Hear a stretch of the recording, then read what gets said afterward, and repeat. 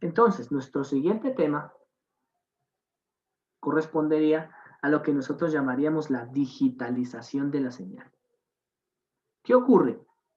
Digitalizar una señal aparece desde el mismo instante en que nosotros podamos hacer un estudio de la digitalización. Hacia los años 70, cuando ya veníamos haciendo la implementación, e incluso la aparición en los años 60 del circuito integrado, y la posterior aparición de las tarjetas, de los microcontroladores, etcétera, etcétera, etcétera, nos dio la oportunidad de digitalizar. Pero digitalizar tiene unas consecuencias importantes y es que no tenemos, no, en ese momento no teníamos, ¿cierto?, una estructura, una teoría matemática que me permitiese a mí poder llegar a esa teoría de digitalización. Entonces, ¿qué es lo que ocurre y a qué tengo que acudir? Pues resulta y pasa que para digitalizar nosotros tenemos que tener en cuenta, lo voy a pasar muy rápido en su siguiente curso de comunicaciones digitales, ustedes van a ver esto a fondo, de cómo se digitaliza y cuáles son sus consecuencias. Yo voy a pasarlo muy rápido para que ustedes puedan entenderme a qué me refiero y cómo esto podría ser la migración, evidentemente pensando en que ya el tiempo se nos está agotando. Hay una teoría matemática que se llama la teoría de muestreo de Nyquist. ¿Le suena el nombre? ¿Dónde habían escuchado ese nombre? ¿No lo han escuchado? Alguien que me diga, ¿lo ha escuchado o no lo ha escuchado? Pues sí, por ahí, porque yo sé por ahí lo he escuchado. ¿En qué parte lo ha escuchado? ¿Lo ha escuchado para control o lo ha escuchado para eh, telecomunicaciones? Para control. Es muy común encontrarlo en control, ¿no? El teorema de Nyquist nos asegura que en control nosotros podemos encontrar una serie de rutas y poder automáticamente decir por teoría de valor complejo si ese sistema es estable o inestable. ¿Sí lo han observado? Sin embargo, dentro de esos mismos trabajos que venía haciendo Nyquist, Shannon, ellos empezaron a observar o empezaron a digitalizar señales. ¿Qué significa digitalizar señales? Significa convertir una señal que es continua en una serie de muestras cada cierto tiempo. Supongan que ustedes tienen un microcontrolador y en ese microcontrolador, ahora sí en la vida real van a tomar una señal continua y la vamos a volver discreta para que reduzcamos la forma diría yo, la complejidad de los circuitos y podamos recibir la misma información. Supongan esta señal y esta señal la quiero digitalizar. Esto, para poder digitalizarla en la vida real, yo tendría que tener la entrada de la señal y un elemento que muestre. Ese elemento que muestre, pues ustedes ya lo saben, ¿cierto? Es un conversor, ¿cierto? De A, de C. ¿Cuáles son las características de ese conversor ADC? Pues ese conversor ADC tiene un periodo de muestreo. Lo han visto, ¿no? Lo han hecho ustedes con los microcontroladores. Ese periodo de muestreo es un periodo que ustedes colocan en oscilación dentro del microcontrolador. Ahora FPGA, tarjetas embebidas, lo que ustedes quieran. Igual, tienen que hacerlo con ADC. Ese ADC viene en un número de bits. Es decir, en realidad, tomo esa señal y me la convierte en unos bits. ¿Cierto? ¿Por qué es necesario que ese ADC trabaje así? Entonces, nosotros necesitamos siempre poder generar un tiempo específico TS. Entonces, si yo quiero muestrear, voy a arrancar desde cero. Nosotros haríamos esto: muestreo, muestreo, sigo muestreando, obsérvenlo, y muestrearía la señal de la siguiente manera, con un periodo TS1. Ese TS hace referencia a time sampling. ¿Listo? Eso es tiempo de muestreo o tiempo de muestra. Evidentemente, pues esto me va a llevar a que tengamos una frecuencia de muestreo. Y esa frecuencia de muestreo irá caracterizada como 1 sobre el periodo de muestreo. Podrían ser varios periodos de muestreo. Por ejemplo, ¿cuál sería la diferencia entre si yo muestreo con la velocidad del de amarillo o si muestreo con la velocidad del que está en verde? Y nosotros diríamos, pues matemáticamente debería existir algunos límites para muestrear. O sea, yo no puedo muestrear muy rápido ni podría muestrear muy lento porque en uno desgasto mis elementos demasiado rápido por fatiga y en el otro es posible que tenga algunas señales que son incoherentes al llegar a la solución de muestreo. Así que Nyquist y Shannon se pusieron a trabajar en ese teorema de muestreo y llegaron a la siguiente conclusión. Después de analizar toda esta señal y de hacer, evidentemente, no lo voy a demostrar matemáticamente, pero les voy a entregar la función de salida, ellos lo que dijeron es, pues fácil, para poder reconstruir una señal, si yo tengo esta señal en el tiempo, pues ¿cuál sería el único inconveniente de que la pueda reconstruir o no? Pues que yo la lleve al dominio de la frecuencia.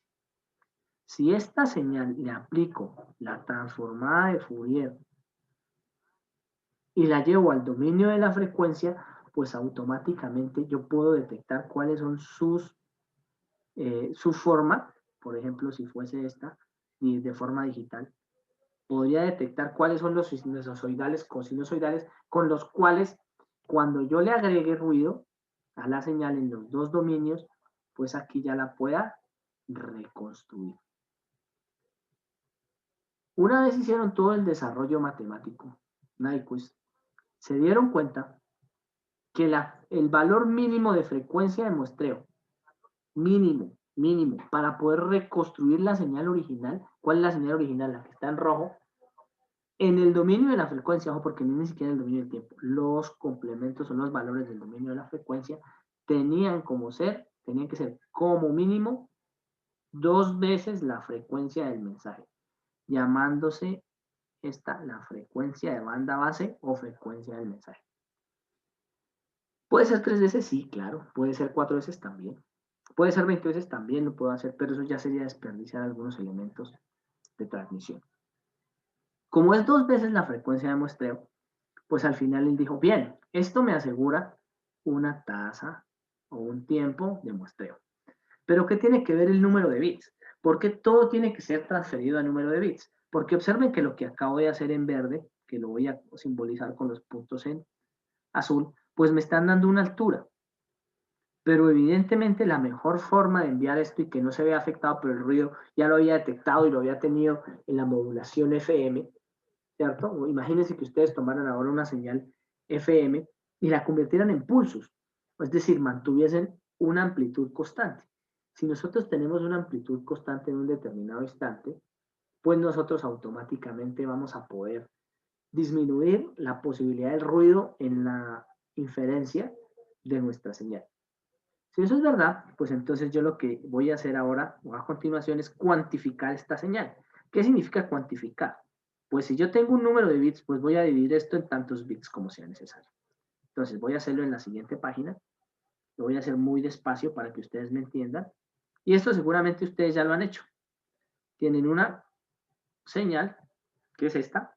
La van a muestrear. La muestrean. Y automáticamente, perdón, van a detectar unos valores. Entonces, si yo tengo que son 8 bits, inicialmente los AESAs aparecieron con 8 bits, ¿cuántos posibles estados puedo generar con 8 bits? Hablemos con Julián Gómez. Con 8 bits, ¿cuántos posibles estados puedo generar? Profe, pues yo pienso que los 8. ¿8 bits? Sí, uno por cada, No, uno por cada bit, no ¿no? porque ellos se combinan. Se lo Ah, pongo bueno, fácil. entonces, Con 2 bits, bien. mire, yo lo voy a hacer con 2 bits. Profe, con 8 es 256, ¿no? Correcto. 255 bits. 256 estados, mire, 00, 01, 10 y 11. Con 2 bits logró 4 estados, o sea, 2 al cuadrado. Con 8 bits logró 256 estados, o sea, 2 a la 8 bits, que arrancarían en 0 e irían hasta 255. ¿Eso a qué equivale? Que en términos generales yo podría tomar esta señal, obsérvenla, y tomo el valor máximo. ¿Cómo detecto el valor máximo de una señal en la vida real? Pues con el valor de saturación. O sea, yo ya sé que una señal viene entre más 5 y menos 5, no más. De ahí para adelante no puedo detectar, son límites. Y lo empiezo a dividir hasta que encuentre 255 estados.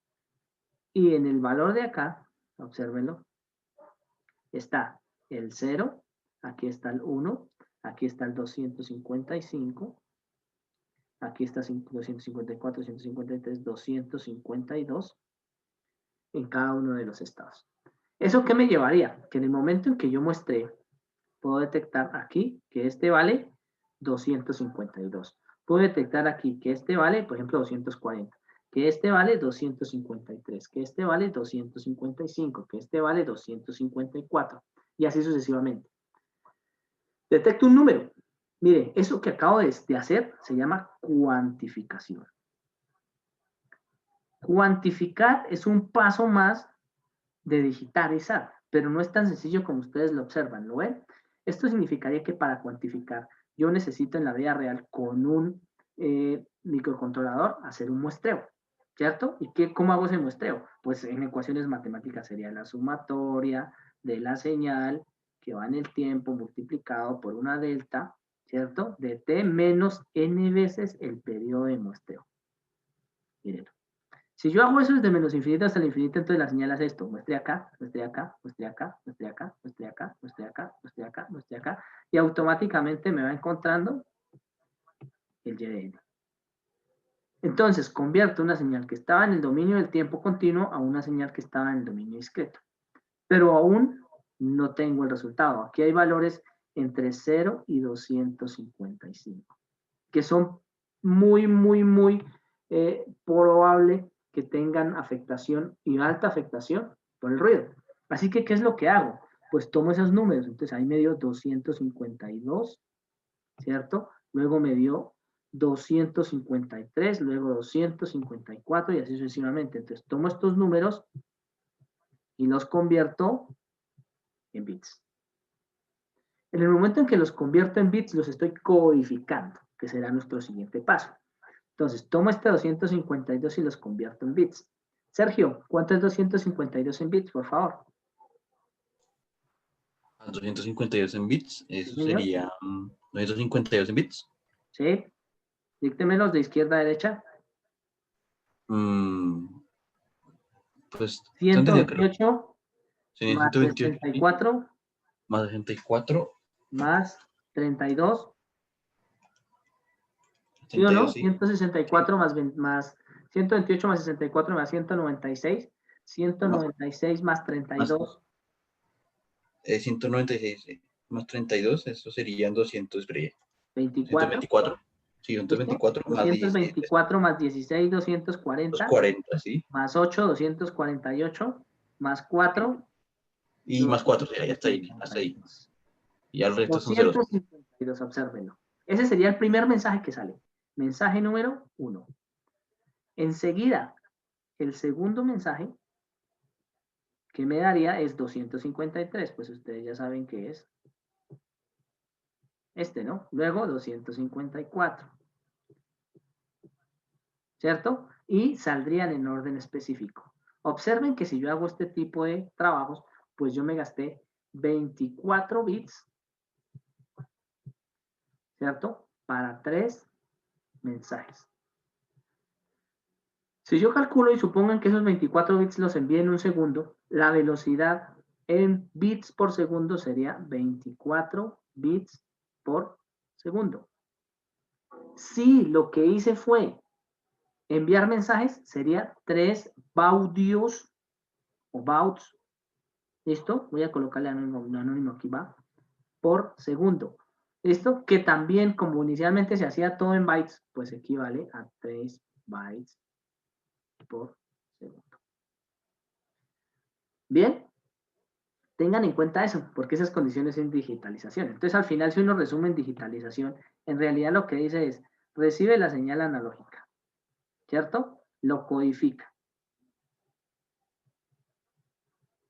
lo cuantifica,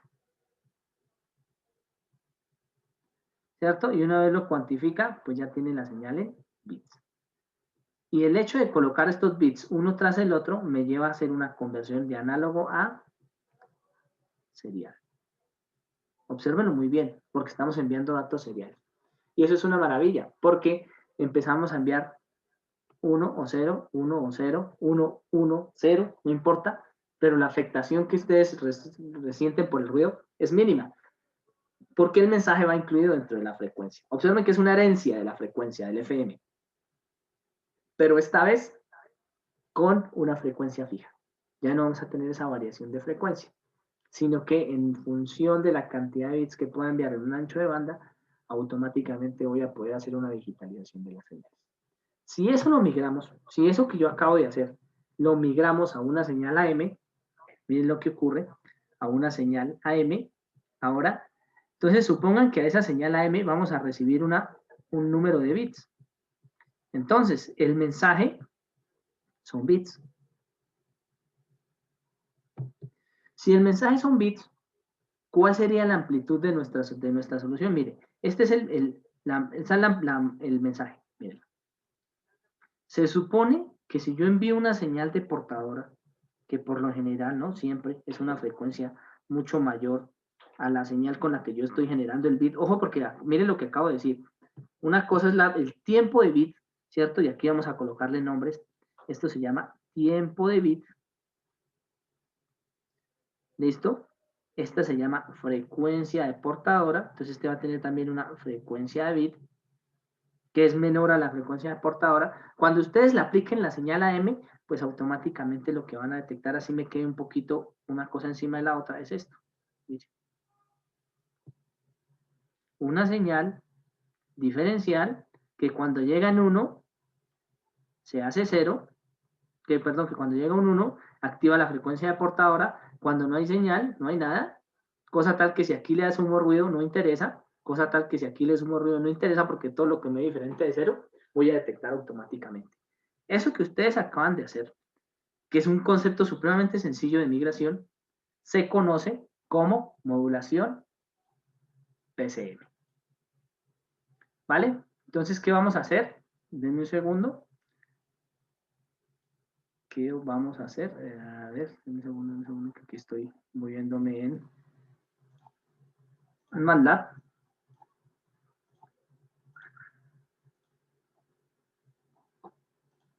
Lo que vamos a hacer ahora es intentar hacer esa cuantificación, esa modulación, ese valor que nosotros tenemos en cada uno de los resultados para poder traerlo a la vida real o por lo menos a MATLAB.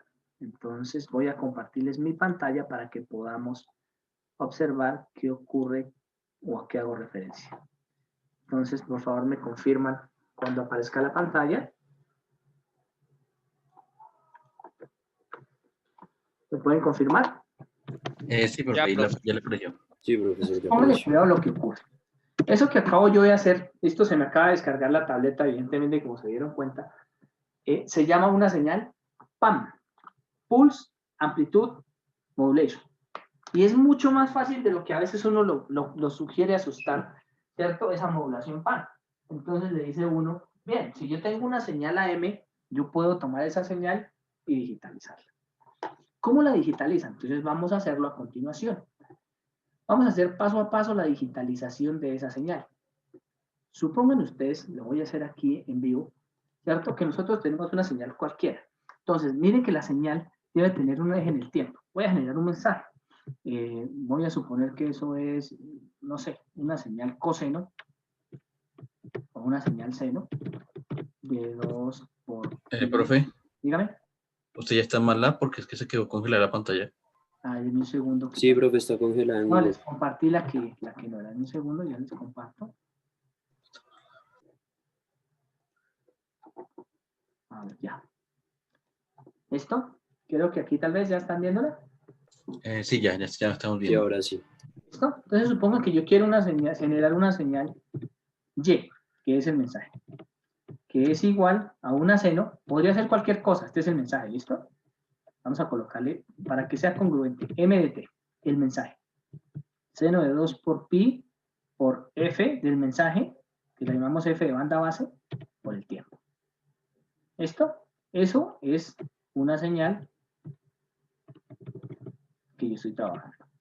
Una vez yo tengo esa señal, pues evidentemente para poder generar el mensaje, pues tengo que tener un tiempo Aquí es donde nosotros empezamos a ver de manera específica cuál es la importancia de ese tiempo TS. Miren lo que voy a colocar. La frecuencia de muestreo, supongan que ese es el mensaje, la voy a muestrear. Entonces voy a decir que esa frecuencia de muestreo va a ser igual a 10 veces la frecuencia de la banda base. Y a la frecuencia de banda base siempre le voy a dar un número. Entonces, del que ustedes quieran. Yo quiero una señal de 2K. ¿Por qué 2K? Porque es un tono que posiblemente pudiésemos tener en la voz. ¿Listo? Así que la frecuencia de muestreo se convierte en 10 veces la frecuencia de la banda base. Para cumplir Nyquist debería ser 2 al menos. Ahorita lo empezamos a mover para que ustedes se den cuenta. El teorema de muestreo afirma, ¿cierto?, que el periodo de muestreo debe ser 1 dividido en la frecuencia de muestreo. Miren que la parte de software es muy importante porque al final cuando yo genero ese eje de tiempo t, siempre debo arrancarlo en un número, pues por lo general lo arranco en 0, ¿cierto? Debe ir cada cierto tiempo de muestreo. Mire, aquí es muy importante. Esto es cada cuánto genero el punto, cada cuánto muestreo. E iría, voy a muestrear 2 veces, ¿cierto? 2 por la frecuencia de banda base. ¿Lo ven? Si yo hago eso relativamente bien, genero la señal y en términos generales, cuando yo utilice MATLAB o Python o la que ustedes quieran, siempre deben generar un disparo, ¿cierto?, de un delta para poder dibujarlo. Pues en este caso en MATLAB utilizamos la función STIM, que va a comparar la función de tiempo contra el mensaje. Aquí me va a sacar, ¿cierto?, un mensaje. Por lo general vamos a dejarlo siempre el STIM en rojo. ¿Listo? Y vamos a sacar la envolvente de esa figura, que va a ser T, el mismo mensaje, pero ahora ya no va a ser T sino, no va a ser STIM sino plot. La diferencia entre STIM y plot es que STIM bota un pulso, ¿cierto? Y plot pues une los puntos, similar a lo que haría un niño en la vida real. ¿Listo? Entonces, en azul, si nosotros hacemos esto, aquí automáticamente estamos muestreando. Miren lo que estoy diciendo. 10 puntos por cada una de las frecuencias, así que me deberían salir 20 puntos. Y aquí ustedes van a entender la importancia de lo que es muestrear en función del tiempo. Y aquí es donde ya el tiempo de muestreo se convierte en un parámetro importante de lo que estamos manejando. Un segundo a ver qué pasó, si de pronto le di algún nombre reservado. Tenemos algún error, un segundo. T, M en azul, sí. Tal vez tenemos una desconexión aquí. Un segundo, pauso esto hasta que funcione. Entonces, aquí acabamos de decirle que vamos a muestrear cada 10 puntos por periodo. Entonces, cuenten los puntos que acabamos de hacer, lo que equivale a que el tiempo de muestreo, miren, si tenemos una frecuencia de muestreo de 20.000, ¿cierto? Que es 10 veces la frecuencia de banda base, se me convierte un periodo de muestreo, ¿cierto?, en aproximadamente 5 por 10 a la menos 5 segundos, ¿cierto? O lo que quisiese decir, 50 o 500 microsegundos.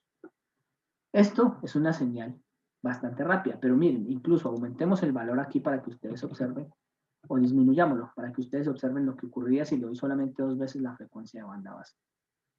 Me tiene que dar una señal muy fea. En el tiempo no la detecto porque es una señal por 10 a la menos 16, es casi 0. Voy a aumentarle a 3 para que ustedes observen cómo ya empieza a aumentarse la señal. Y aunque no lo veamos en el tiempo, esto solo se vería en una transformada de Fourier.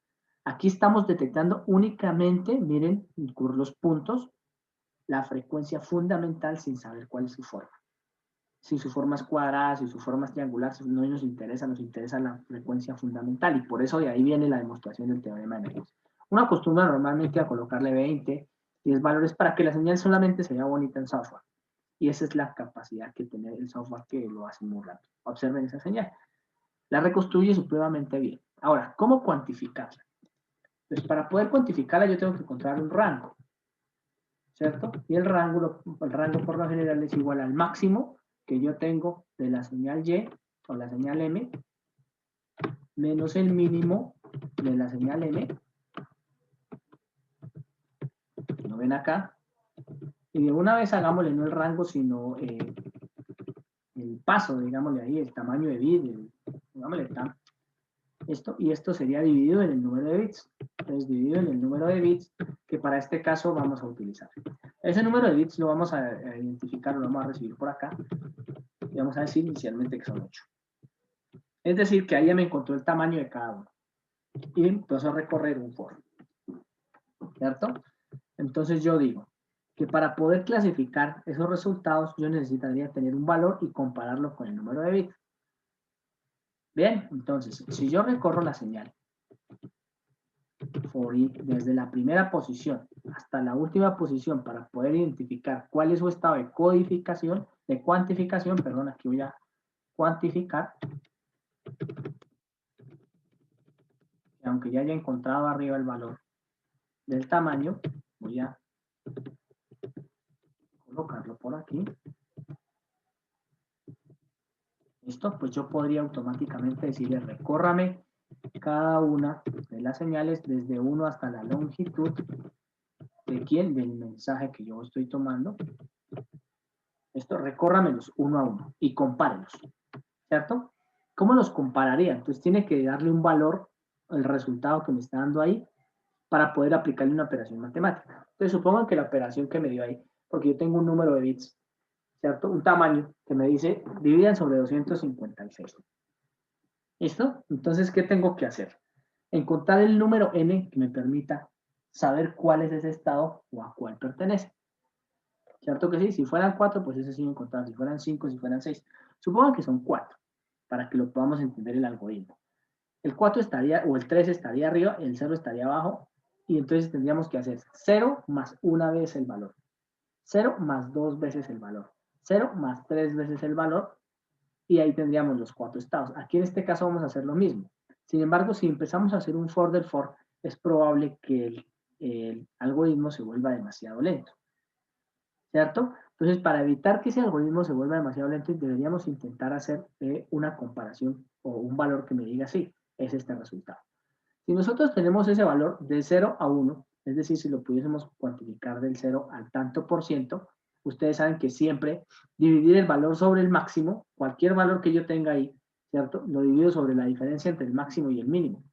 Si yo tomo el valor que tengo ahí, es decir, m en la posición i, y lo divido entre el máximo del valor m menos el mínimo del valor m, automáticamente tengo un porcentaje. ¿Lo observan? Siempre tengo un porcentaje y este valor es muy conocido por ustedes en los ADCs de los microcontroladores. Toman el valor máximo, toman el valor mínimo, que por lo general son 5 voltios el máximo, ¿cierto? Y el mínimo es 0, entonces por eso siempre lo terminan dividiendo en 5 y lo multiplican por el número de bits. ¿Listo? Por 2 elevado al número de bits, que en este caso sería, pues si son 8, 256. Tenemos el tamaño de paso y tenemos automáticamente cuál es el resultado. Y esto lo vamos a almacenar en un valor que se llama cuantificador de la posición i, va a ser igual a ese valor. ¿Listo? Corrámoslo y observemos qué nos está pasando en ese cuantificado, porque es importante que ustedes empiecen a observar los valores. Observen que si tenemos 41 datos, pues vamos a tener 41 cuantificados. En esos cuantificados, pues evidentemente que me están saliendo valores grandes, pequeños, mírenlo, siempre oscilan, ¿cierto? Y debe haber uno que me dé 256. Debe existir uno que me dé 200, los valores que yo estoy calculando. ¿Listo? Recuerden, número de bits son 8, 200, sí, listo. Máximo no es el mínimo multiplicado por el número de bits. Bien, una vez tenemos esos valores, pues nosotros deberíamos automáticamente decirle que me los almacene. Y decirle que B en la posición y 2 puntos debería ser igual a num.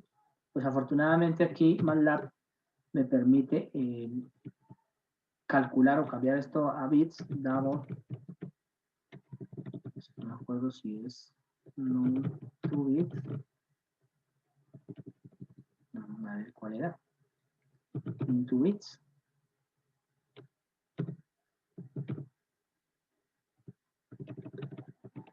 Lo voy a buscar aquí en la documentación.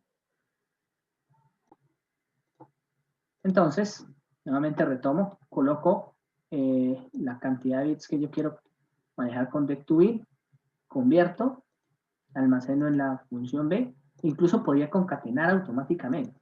Yo podría decir que b es un valor vacío y aquí concateno, ¿cierto? Entonces b siempre va a ser b, coma, y concateno todos los datos, incluidos los ceros. Así que yo empiezo a concatenar siempre el valor de b y debería salirme un valor o una serie de ceros unos, observen el mensaje, de tipo char en este resultado. Este que ustedes están observando en la parte superior es todo el mensaje ya decodificado en bits. Observen que al ser 0 y 1 no me interesa ya cuál sea la frecuencia ni el muestreo, pero sí es importante detectar que aquí tengo una frecuencia de banda base de 2000. Si yo tengo una frecuencia de banda base, pues tengo que definir algo que se llama el tiempo de banda base o tiempo de bit, que será 1 sobre la frecuencia de banda base del mensaje. Una vez hago eso, cada vez que yo genere un valor de un 1, me tiene que generar una señal, ¿cierto? Cosinusoidal de ese valor 1. Es importante que lo tengamos en cuenta. Y es lo que voy a hacer en el siguiente for. Entonces le digo que for i igual a 1 hasta la longitud, ¿cierto? ¿De quién? De b. Le voy a decir que me entrene o que me lleve a cabo la siguiente operación. Entonces, pregunte, si b en la posición i es igual a 1, ¿listo? Vamos a generar una señal cualquiera. Entonces, esa señal va a ser una señal coseno, ¿listo? Entonces, la señal y va a ser igual a una amplitud multiplicada por el coseno de 2 por pi por la frecuencia. ¿Cuál frecuencia? La frecuencia que yo llamé frecuencia de portadora, porque ahí es donde la voy a meter, multiplicada por el tiempo. ¿Listo? Solamente tengo un estado 1 o 0. Si es 0, pues no pasa nada. Aquí solamente coloco la amplitud. Entonces voy a colocar una amplitud igual a 1. Amplitud igual a 1, porque la amplitud de la señal, una frecuencia de portadora que no depende de la frecuencia de muestreo, miren, no depende de la frecuencia de bits, sino que va a ser mucho más elevada. Entonces voy a colocarle que sea 3 veces para poder verla, nada más. 3 multiplicado por la frecuencia de muestreo. A ver, 3 multiplicado por la frecuencia de muestreo. ¿Sí? Entonces observen que aquí debo generar también un nuevo eje tiempo. ¿Cierto? El tiempo que me va a reconstruir la señal. Ese tiempo es desde 0, 2 puntos, porque va a arrancar siempre en fase. El tiempo, bueno, el que yo quiero ahí, lo voy a colocar que sea 10 veces o 20 veces la frecuencia de portadora. Me la reconstruya, y aquí estoy manejando con tiempos. Miren que esto ya lleva el problema al medio digital. Esto, y me va a graficar solamente el número de periodos que yo estoy diciendo hasta aquí. Entonces estoy diciéndole que me grafique siempre un determinado número de periodos, que yo creo que eran 3. 3 por la frecuencia del portadora. Sí, dígame, a ver quién está hablando. A ver, por el chat. Vale, listo. Gracias, Sergio. Voy a verificar evidentemente que la frecuencia portadora estén todas en mayúscula. Muchas gracias. ¿Listo? Al colocar este número 3 acá, pues evidentemente debo colocar este número 3 acá. ¿Listo? Porque quiero que esa sea la frecuencia portadora. Entonces siempre debo colocar aquí el número de veces que yo quiera. Entonces, yo quiero que sea la frecuencia de portadora. Muchas gracias. Ahí grafico 3 veces. Aquí me salen 3 periodos de la frecuencia. 3 veces la frecuencia. Entonces aquí ya sé qué voy a hacer. Voy a graficarlo aquí hasta fs para que sea más sencillo, para que se me vea siempre la señal. Lo grafico y si esto es así, lo ploteo. Si no es así, lo contrario, se te va por fuera. Tenemos el tiempo siempre.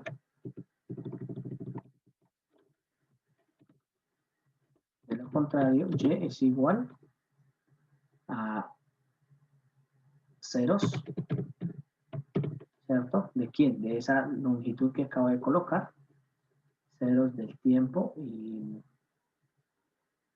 lo que es longitud de t, 1, length. Aquí solamente estoy haciendo para que me cuadren las dimensiones, esto de forma digital.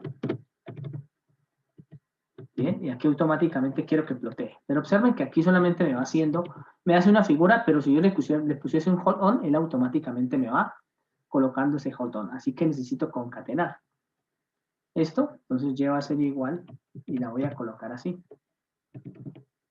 Y concatenado con la señal. ¿Listo? Cierro acá y lo mismo voy a hacer abajo. Y él lo que va a hacer es ir llenándome un mensaje, ¿cierto? Donde va la función, luego cero, la función, luego cero, la función, luego ceros, y así sucesivamente.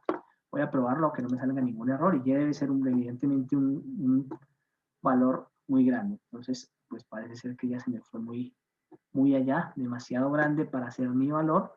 Voy a disminuir aquí un poco la muestra.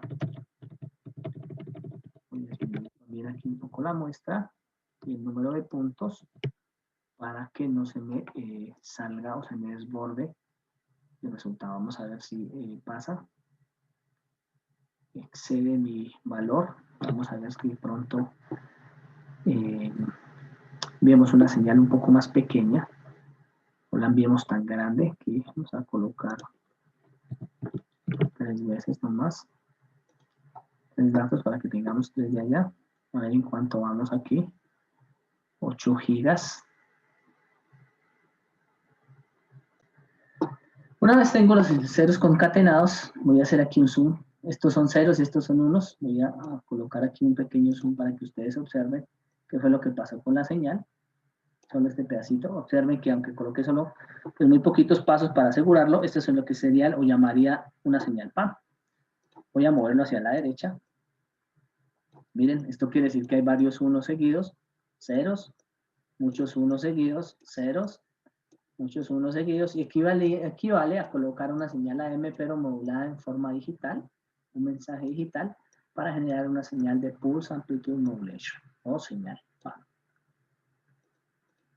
No sé si de pronto están observando los resultados de manera adecuada. Observen la señal PAM, y de acuerdo al mensaje, pues evidentemente ustedes podrían detectar con el periodo de bit si eso que está saliendo es verdadero o falso. ¿Cuál es el mensaje original que yo lancé? Esta señal seno, la podría cambiar, sí, y el mensaje que está saliendo en este momento es mi señal o la señal que ustedes están observando en su parte inferior. ¿Mayor resistencia al ruido? Claro que sí. Mayor resistencia a otro tipo de variables y les va a permitir a ustedes trabajar de manera equiparable. ¿Qué vamos a hacer en la siguiente clase? Pues vamos a trabajar con este tipo de señales, haciendo algunas aplicaciones directamente sobre el código que tenemos y con eso daríamos por terminado nuestro curso. ¿Dudas, preguntas?